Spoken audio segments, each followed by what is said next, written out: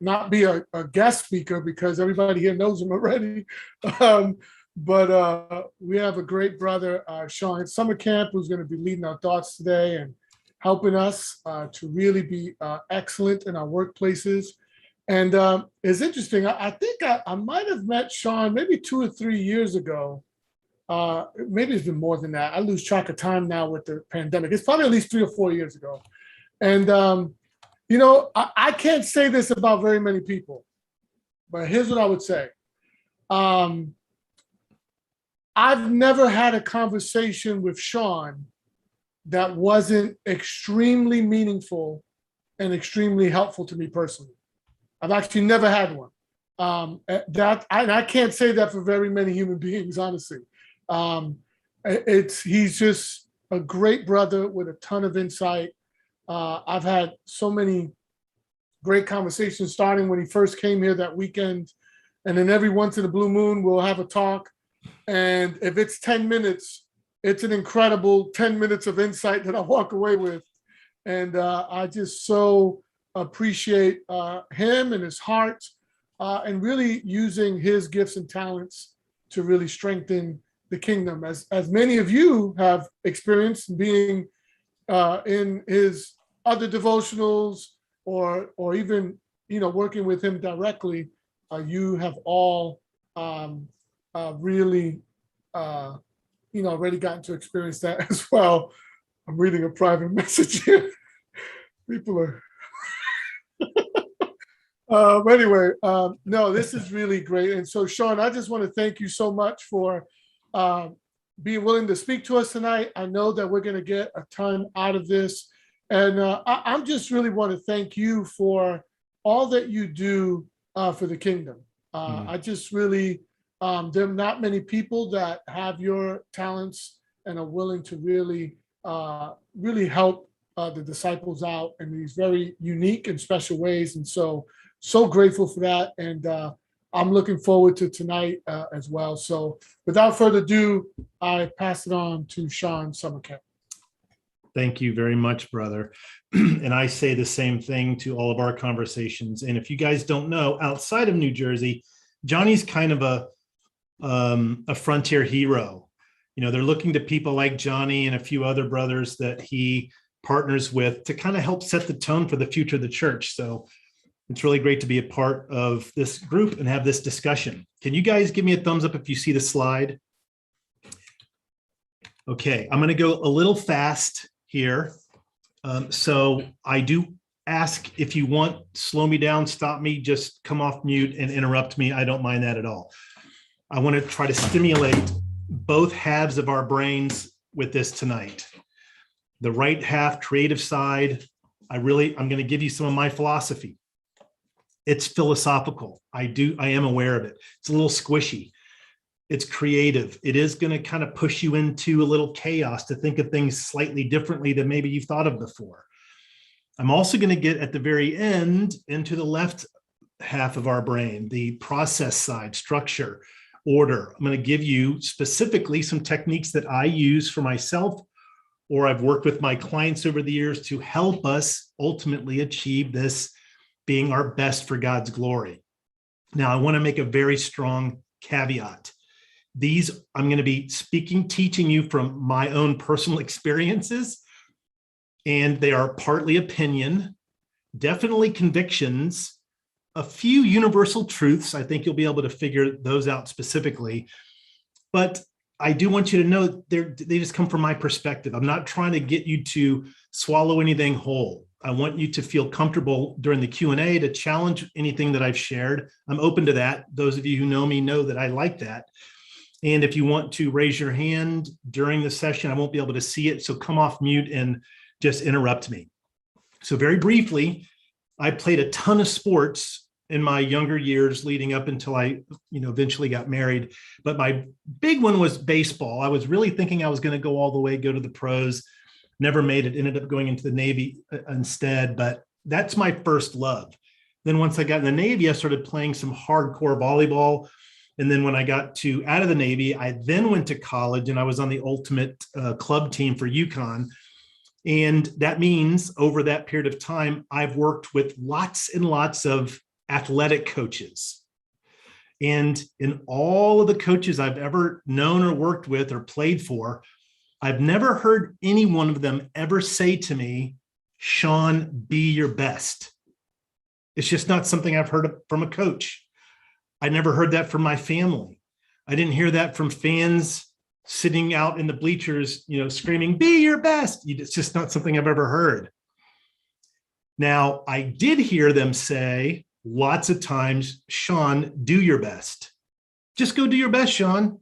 That's all you can do. Just do your best. Yep, I heard that a lot.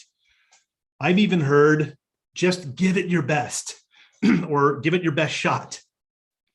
Sean, put your best foot forward. Yep, heard that one. And of course, just do the best that you can, Sean. But when it comes to be your best, nope, I never did until many years into adulthood. I'm now a professional in the corporate world, working for a big company called Manpower. I was a national account manager there for many years, headquartered in Milwaukee. Manpower was a Fortune 51 company, huge company. They brought in as a motivational speaker to one of our annual events, Don Shula. You guys might not know who this is, but he's one of the best NFL coaches of all time. He coached the Miami Dolphins, one of the few coaches who ever had an undefeated season in the NFL, if you did not know that. And after his motivational speech, which I literally don't remember anything that he said, I went up to kind of go meet him. And, like a doofus that I wanted to get his autograph. I grew up in Florida. He was a Miami Dolphins coach. I'm like, yeah, I'm going to go get his autograph. And I just had this little silly sliver of scrap of paper to, have him put his name on it. And he was very willing to do it. I might have been the only one asking for his autograph because everyone else was really professional and, put together. But he didn't just put his autograph on that scrap of paper. He wrote out on that scrap of paper, be your best. So now I'm meeting this legendary coach. I'm already in awe. Now I got his autograph and I read, be your best. And then it's like a new world of understanding opened up to me. I just stood there amazed. And I remember thinking very specifically, this is probably why he's one of the best coaches in history. He never told his team, do your best. He taught them to be their best. And I puzzled over that for a while. Why did no coach I've ever had ever tell me to be my best? Why was it always just go do your best, give it your best? I didn't understand it. So I thought about it a lot. And I realized one day, one of them is dependent on the other, but it does not go vice versa. And I'll explain. Again, just a reminder, this is the philosophical piece. I know I'm being a little floaty here. When it comes to doing my best, I know for sure I can do my best on a math test or leading a department in a company, speaking publicly, making a team building event for all of my employees, cool. Leading a Bible discussion group. I can do my best sharing my faith. I can do my best putting together a spreadsheet or a pro forma, or do my best making a YouTube channel, whatever else. Am I doing my best when I do those? Absolutely, yes. But the question could always still linger, am I being my best? Thanks to Don Shula, I started to realize there's a difference between doing and being. They're not the same. And I want to illustrate. Here's what I mean. It's easy for me to do my best. And I want to emphasize it's really easy. Intellectually, I'll say, and think about it this way. Let's say I'm up really late, on a Monday night, watching the Red Sox embarrass the Yankees again, let's just say, for conjecture. And then as I'm pouring myself into bed, wiped out late at night, feeling pretty good because the Red Sox won, as expected. As I'm, drifting off to sleep, I realized, oh no, I've got a 6 a.m. meeting with the UK tomorrow morning. I'm only going to get a few hours of sleep. I'm probably not going to do a really great job at that meeting.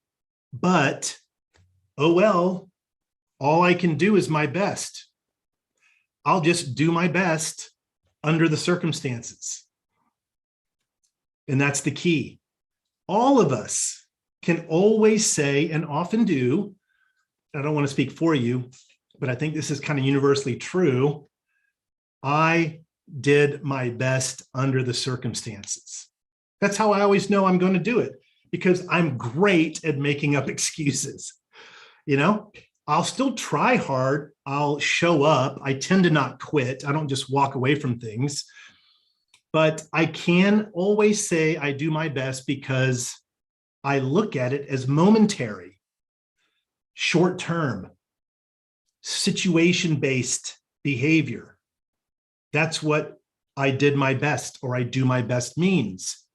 Do you see what I'm saying here? I'm going to look down at the toolbar. Are you kind of getting what I'm saying here? I'm not saying there's anything wrong with staying up late and maybe doing something that's, quasi irresponsible. What I'm saying is, when we think about doing our best, that is always, always short term. But when we think about being our best, that is always long term. And we as Christians can make this very easy jump and get down into the deep weeds of this, like perhaps no one else can. We can look at it from a different light when we say, am I just doing discipleship, or am I being a disciple? I mean, that becomes crystal clear, the difference between doing and being, right? Yeah, I'm doing what I'm supposed to do, or I'm being a follower of Christ.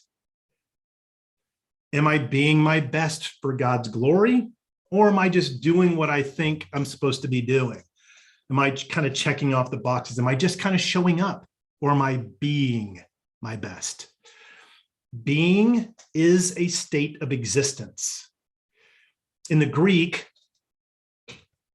this is what we would refer to as the word for soul. The word for soul in the Greek, I'll just ask you in the chat window if anyone wants to take a guess.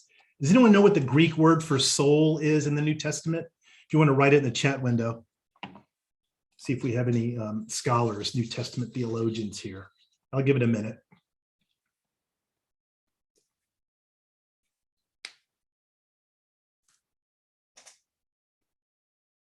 Nefesh, okay. That's not a bad guess. Thanks for guessing, Nikki and Jess. One of you two. Which one was it? Okay. The word for soul in the New Testament is P-S-Y-C-H-E, psyche. That is a state of being, our psyche, how we show up, what's on our mind, what we feel, what we're experiencing. Our soul doesn't die. Our soul is who we are, the essence of our being. Doing is a state of time. Hey, Sean, how are you doing? Good. I'm doing good, dude. Thanks for asking. Way different than, hey, Sean, how are you being? In fact, I'm going to ask you guys from time to time, make sure that you ask each other this. Hey, how are you being when you see each other at church on Sunday? Am I being my best for God's glory? I can't talk about this without bringing in Paul's 1 Corinthians 9:24-27 about the race. We all know this one. It's kind of famous, I guess I'll say. I'll just read it briefly. Do you know that in a race, all the runners run, but only one receives the prize?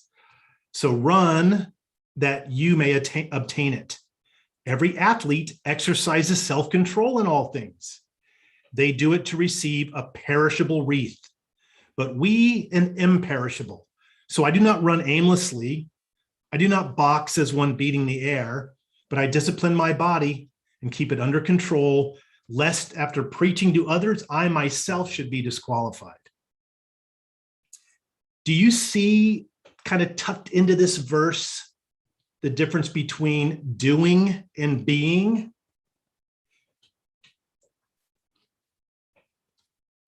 Doing versus being in that one verse is, again, short term. Am I doing a foot race? Or long term, am I being a runner? Am I being a winner of this race? Am I being disciplined? Am I being self-controlled? Those aren't doing things. I'm doing discipline. We don't say that. I'm doing self-control. It's not like a diet, right? This verse kind of captures the essence of being in a state emblematic of a champion runner. Paul is trying to communicate to us, hey, if we're going to make it to heaven, it takes being, not doing. So another way I think of it, I've actually thought this as wacky as it sounds. Let's pretend a government agency is spying on me, monitoring all my discussions, all of the research that I do, all the videos that I make, all the places I go on the internet over a period of 1 month. And they're just watching all of it. What would they suspect I was training for? So they watch me for a month, everything that I do. What would all of my activity demonstrate I was in training for? The Couch Olympics, see how many Netflix movies I can watch, or how many Facebook videos I can scroll through, or how many TikTok feeds I can look at, or selfies I can take, whatever, how much I can run down my battery. This is a great question for me to kind of snap me in philosophically into a mindset of, wow, am I in a state of being, or am I just kind of in that mode of doing? When we're in that doing mode, when I'm in that doing mode, I can kind of turn my brain off, just go on autopilot. And that, for me, at least this is my opinion, my experience, that's when I stop being my best for God's glory. Honestly, to be, brutally honest, that's when I open myself up to more temptation, because I'm not being. So I'll ask you, this is rhetorical, but maybe for you to write down and contemplate tomorrow morning or the rest of the week, or talk about with somebody, among yourselves even. Ask yourself these questions. What does it mean for me to be my best? That's you. What does it mean for me to be my best? That's that state of being. What decisions will I make to ensure I am being my best? It's question 2. What will I say no to in order to be my best? What will I say yes to in order to be my best? I just started a mastermind group for business owners that are artists that paint inspirational paintings of Jesus and the Bible and stuff. It's a group based in Texas. And as we're kind of discussing how they can grow their businesses, they asked me, what's the number one risk to not being able to grow my business as a painter? I said, if you don't paint, because painters paint. Painters don't paint one painting. Painters paint. All the greatest artists have a storehouse full of paintings that they never framed, that no one's ever seen, because that's what painters do. Bakers bake. Christians follow Christ, glorify God. Because I'm an executive coach, when I'm working with an executive, executives lead. When we're being a professional, we have the lifestyle of a professional. It's a difference between being and doing. Hey, ultimately, leaders be, managers kind of do. Managers manage money, numbers, data. Leaders inspire people. The difference between being and doing. I want to make an important note here. As we consider what we can do to be our best, make a note that that does not mean what I can do to be someone else's best. If I'm comparing myself to somebody else who has a different set of skills and talents, a different personality, was raised in a whole different environment, that's not a great state to be in. It's not a great mindset to be in. So what we want to do, instead of comparing ourselves with someone else, is compare ourselves with ourselves yesterday. That's kind of the key. God's each of us given different talents. All he asks is to not bury yours. The person with 5 talents and 2 talents had different ultimate outcomes when you look at, if you look at it as money, which it was, but they both utilized what they were given the same percentage, 100%. They both doubled their output. So now let me tell briefly with my last 5 minutes, I'm going to give some practicals on what I do to be my best and how I've helped my clients be their best over the years. I just celebrated my 9th year as an executive coach two days ago. Number 1 for me, to be my best for God's glory, and this is as an executive coach or as a professional or as a father or as a dad or a husband, is to explore God's word daily. And that for me, and again, this is just me, I'm not saying this is going to be for you, right? We all have different talents, but for me, that's meaningful, deep exploration. God has given me some incredible insights into his scriptures that deepen my faith because I commit myself as my part of glorifying him, diving into his word and really understand it. I just finished a 28 class course on textual criticism in the New Testament, trying to understand the oldest living manuscripts that we have and things that are different about some of the later ones, what the King James Bible was doing, what the Texas Receptus says. That really deepened my faith. And that's what it took for me to be my best for God's glory. I listened to podcasts about believers and atheists debating, very highly intellectual, dense, maybe boring arguments between these two because I want to kind of go deep with my exploration into God's word. That's number 1. Number 2 is surrendered prayer. Those of you who know me know I pray with my forehead on the ground. That's how I do it. That's what I want to do. When I was growing up as a baby Christian, I would go pray for an hour just walking around. I stopped doing that maybe a decade ago because of what it says in my mind, for my conviction, the combination of Ecclesiastes 5:2, which says, do not be quick with your mouth or impulsive in your thought to bring up a matter in the presence of God. For God is in heaven and you are on earth. Therefore, let your words be few. And then combine that with 1 Thessalonians 5:16, rejoice always, pray continually, give thanks in all circumstances, for this is God's will for you in Christ. So now I pray all day long, little short prayers. Something cool happens, boom, I get right there on my knees and I just say, thank you, God. I want to be one of the 10 that comes back and thanks him. Before this call, God, help me to speak clearly. May I find favor in their eyes. I commit this to you, God, whatever your will is. That is part of how I am being my best for God's glory. Number 3, this isn't meant to challenge you, but this is what it does for me. I eat healthy. I am in training to be a man who controls his emotions, and I cannot do that when I eat sugary food, period. It doesn't work for me. It might for you. It doesn't work for me. If I eat rich processed food, deep fat fried food, I am not great at managing my emotions. I can't take on as much, do as much. My energy is lower. It messes me up. So if I choose to eat those, that means I'm basically taking myself out of the game for a day.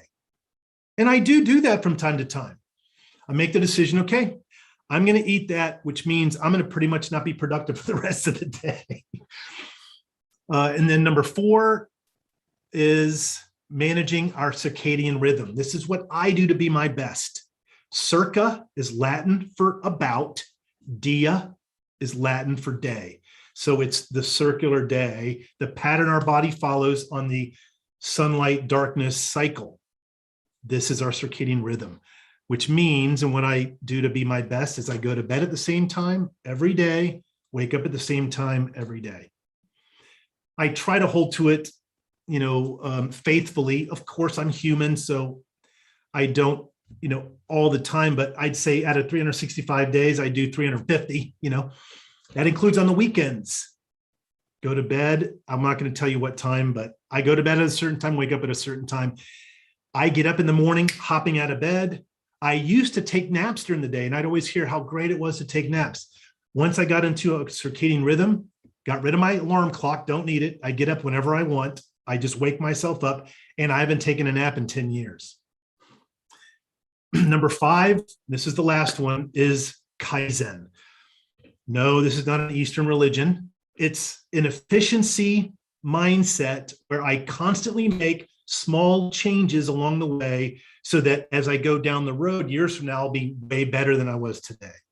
It's the two words in Japanese are change good, and the methodology is called continuous improvement. I live my life by this. Instead of going, oh man, I got to change all this, I'm like, okay, how can I make that a little bit better today? Instead of these huge forklift upgrades, I make small modifications. I am going to recommend, please buy this book and read it. Willpower Doesn't Work. It's going to change the way that you go about your day.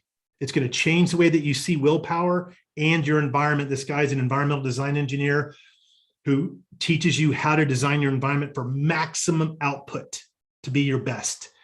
He is, I think, Jewish, not a Christian. He doesn't talk about a lot of Christianity in there, but he does talk about praying. And then lastly, go to my YouTube channel, please like, subscribe, hit the bell icon. And then when I do post new videos, I would love it if you would watch them. That ultimately does help me out. Okay, that's all I got. Let's open it up for Q&A. I went 2 minutes over. Darn it. But I was close. What do you guys think?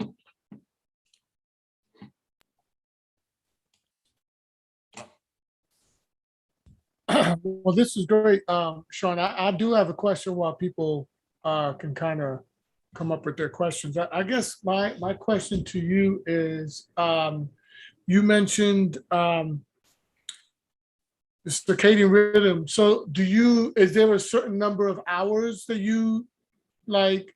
Is there a certain number of hours, or is just you don't really prescribe to a certain amount of hours of sleep? That's going to be different for everybody. So Right. I mean, Okay. when you're a little baby, you need 18, 19 hours. When you're going through middle school, you need 15. You get to high school, you still need 12. You get to college, you need 10. You get into the corporate world, you need 9, 8. You know, I'm at that 7, 6 range now. And that works great for me, but however many hours is fine. Just wake up and go to bed at the same time. And what you will notice is your brain will be super sharp. You won't feel that afternoon fog. It goes away. It's amazing. Now, couple this with not eating sugar. If you do eat sugar, you'll still get that afternoon fog. Yeah, and I do want to know, Cicero, what were you eating? He looked really guilty. As soon as you said it, he had a guilty look on his face. I mean, he was eating cookies or Cheerios or something. I don't know. Oh boy. I was eating something pleasurable. It's good for my mind and my emotions. So there was another slide I was going to put up. It's another saying I go by: good, better, best. Never let it rest until your good is better and your better is best. I don't try to look at things as good or bad. That's the continuous improvement mindset. I look at it as, this is what I did, and this is the outcome. How much do I want that outcome to keep occurring? If I don't, I won't beat myself up over it. I'll just change the behavior and create a different outcome. So sometimes I do eat cookies or whatever that was, the pleasurable food. Wow. All right, Okay, guys. Well, Yeah. I have quite another question, but I see Justin and Yah raise their hand, so let's go with them first. So Yah. Hi. Hey. This was great, like so great. And I had a couple of questions. I'm trying to figure out how to form them, but with thinking about like continual improvement versus like like action based or like this is what I did, production based. I can't think of the word. I'm curious at how you remain patient with yourself as you continue to become your best, right? Like be your best and be your best while you're becoming your best. And also if reflection plays a role in knowing whether or not you're going towards your best, if that makes sense. And if so, what role does reflection play in that for you so that you don't get off track? So those are two very deep questions. In the first one, I saw a little, finger snapping from Nikki or Jess. I don't know who it was. Yeah, Are you guys Nikki's sitting sure. in the order of your name from left to right? Oh, you're not. No, you're not. You're mixed. Okay. Nikki's on the right So- and Jess is on the left. Okay. So this is the second greatest commandment. Love your neighbor as yourself, right? So that was the hardest thing for me to do ever, to love myself, for lots of reasons I won't get into. But I did go to a lot of therapy earlier on in my life, about 8 years worth. Let me give you that one.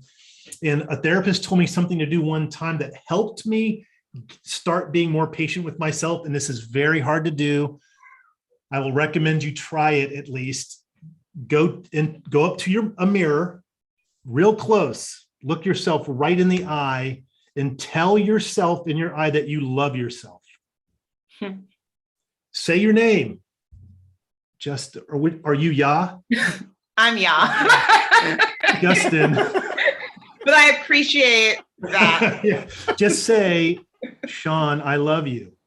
Now, eventually I got to the point where I was leaving myself some very cool voicemail message. Dude, you rock. You're gonna nail this one. Yeah. You know? It does take, as you said, patience. So pray, not for patience, pray that you respond in a patient way with yourself. And then the reflection, there is a technique that I recommend, maybe put it in your calendar on Monday mornings. It's called well, not well, do different. And just make, a little 15-minute assessment. What did I do well in the last 7 days? And then think about it, write it out, journal it. Next question, what did not go so well in the last 7 days? And write it out, not to beat yourself up, but just to write it out. And then based on those two answers, what do I want to do different in the next 7 days?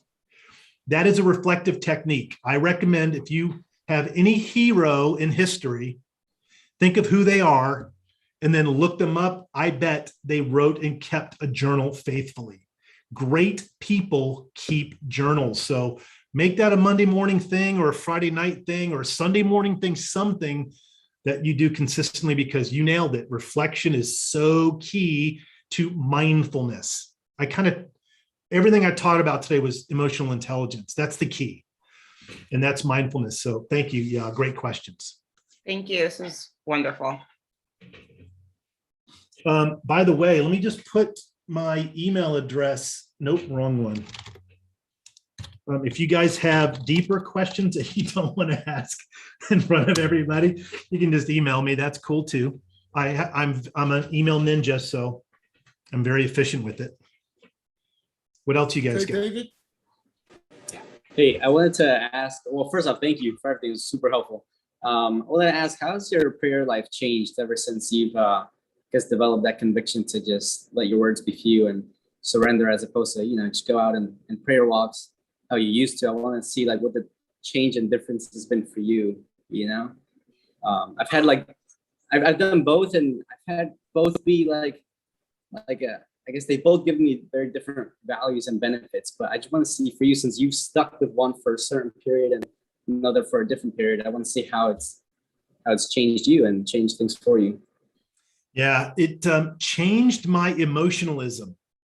I noticed, retrospectively, going out and spending all that time, I would get really emotional. There's nothing wrong with being emotional. I'm not saying that's bad. It just wasn't helping me see God clearly, because Jeremiah 29:17, the heart is 17:9, the heart is deceitful above all things and beyond cure. Who can understand it? If you look up the word heart in the Hebrew, lev, which is L-E-B in Hebrew, you'll find 10 to 1 more places that say the heart is good and great, and a tiny little handful that say something bad about the heart. So what could Jeremiah 17:9 mean? Emotions are deceitful. So by praying less crying out to God, I was managed to keep my emotions more in check. And one of the reasons why I stopped praying so long as well is I didn't feel like I was honoring God, repeating the same prayers over and over and over again. It didn't seem right. He knows and loves everybody infinitely better than I could. Who am I to ask him to do anything? So now my prayer is almost completely focused on, God, help me to be okay with whatever you decide. That's it. That's where I spend my time when it comes to persuading God. I don't myself personally. Nothing wrong with doing that. Please do it if you're doing it. Have fun. It just doesn't work well for me because God knows everything. I know nothing. There's a passage, I think most of you would know this, when it says, when times are good, be happy. When times are bad, consider. Do you guys know this one? This is, I think it's Ecclesiastes 7. When times are good, be happy. When times are bad, consider. God has made one as well as the other. Oh, So it sounds like it's saying God makes good times and bad times, so don't question God. Actually, that's not even the entire verse. The rest of the verse tells us what he's saying there. The rest of the verse says, for man can know nothing about his future. So what that's saying is, let's not waste our time trying to decide if what's happening is good or bad. God is in control. Something unbelievably awesome can happen as a result of it. When I just pray in spurts on situations, thanking him mostly, and then, asking to find favor in people's eyes, I don't question him. Does that help, David? Yeah, that helps. Thank you. I appreciate it, John. Yeah. Thank you so much. Great question, brother. Okay, we're almost out of time, Johnny. yeah. Let me throw a question at you. You mentioned that book at the end, the willpower book. It's kind of interesting. So I'm taking a spiritual formation class, and one of the things I'm learning is just one of the biggest things that hinder us from really having meaningful, long-lasting change happen in our lives is really our own willpower. When we rely on our own willpower versus the spirit. And I guess I'm curious as to what premise is he going on from a secular perspective. It was something, I don't remember the title of it, but it said willpower is no good or whatever. Doesn't work. But it doesn't work. Okay, yeah, I'm curious, like, what's the premise of, because it totally fits, spiritually speaking, but what's the premise, in terms of what he's connecting that to? You do get the sense that Benjamin Hardy is a very spiritual guy. So it's probably a spiritual basis, but he doesn't write about it. He talks about it more anecdotally. He's like, if you want to test it, test it. Go buy your favorite cookies and put them in the cupboard and don't eat them for a month. Let's see how that works. It doesn't. I'm a recovering addict, alcoholic. We had a saying when I was getting sober, this is 25 years ago, you don't go into a bar to shoot pool. If you're trying to lose weight, you don't go to Dunkin' Donuts to get a cup of coffee, right? We can't control ourselves. This is the harsh treatment of the body that's talked about one of Paul's letters. Maybe it was Peter, I forget. So let's design our environment to make us successful. Get rid of the horrible food that's then you won't be tempted at all. Does that, it didn't answer your question, but yeah. I bet you anything he is basing this on some rabbinic truth. Gotcha. No, what is that thing you're doing? Is it a book related to it, Johnny? No. I'm taking a course. It's actually a grad level course on spiritual formation through the Rocky Mountain School. Wow. Cool. Yeah. If you wouldn't mind, I'd love to see the link to that. I might look into that. Thank you. Oh, okay. Yeah, definitely. We'll touch base offline. I'll hook you up with it. Okay. Any other questions before we close out here? It is 8:00, so we'll take one last question. If not, we will close on out. All right.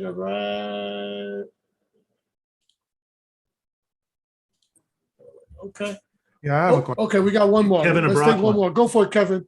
Yeah, I just want to say thank you first and foremost. But with Kaizen, when talking about efficiency, I'm pretty sure that's like a manufacturing strategy. Am I correct there? It has now become a transaction-based tool, but it did get it started manufacturing with Toyota. Yep. Okay, great. And with that, so with the Toyota process, it's relying on the workers. So with Kaizen and talking about incremental improvement, would I include other people in that process? If you lead them, absolutely. I'm going to recommend a book. If you like this topic, it's called The Toyota Way. The Toyota Way, got it. I started coaching a client who was 25 years old that worked at the Sig Sauer gun plant manufacturing gun barrels. He hired me to coach him to get promoted. I said, get this book, The Toyota Way. In 1 year, he was promoted 5 times and now runs the entire plant at 26 years old. If you like this topic, that book is going to blow your mind. All right. But it does require us helping the other employees around us adopt the philosophy. So that's a direct, great question. We do want to make sure the other employees are involved. Got it. You're not related to Michael Abraqua in Toronto, are you? No, I'm not. And I have looked them up. So to make sure I'm not related to him, I'm not related to him. He just wrote a book and is publishing. He just got it published. So look that up too. I definitely will. Thank you. Yeah.